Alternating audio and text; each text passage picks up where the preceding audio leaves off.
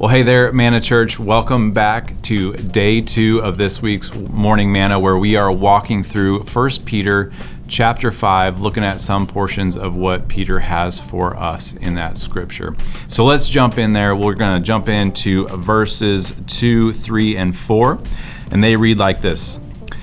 Shepherd the flock of God that is among you, exercising oversight, not under compulsion, but willingly, as God would have you, not for shameful gain, but eagerly, not domineering over those in your charge, but being examples to the flock. And when the chief shepherd appears, you will receive the unfading crown of glory. So there are a couple things going on here that I was really just drawn to. The first is that Peter is noting two sides to several coins, but what stood out to me was the part about not being an agent of the kingdom in a domineering way, rather being a good example of what it means to be a follower of Jesus.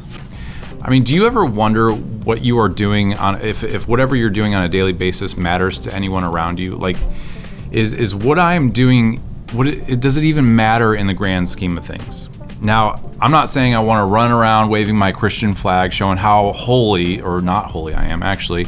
But what I am saying is that there's really something very real to showing the world around you what it looks like to follow Jesus. And that includes the good, the bad, the ugly. Because we know that it's not all cupcakes and butterflies all the time. And you know, this simple act of living out our lives devoted to Jesus is really the best example we can shoot for and everything else.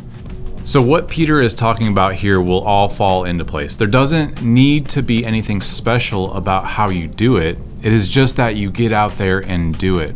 But how? Well, I'm glad you asked. Really, we need to ask God to show you the areas in your life where you can be the hands and feet of Jesus in really very simple and practical ways to the people right around you. I mean, that could be your family, your friends, your coworkers, whatever. So you do that and watch what God does in your life. God bless you. We'll see you back here tomorrow.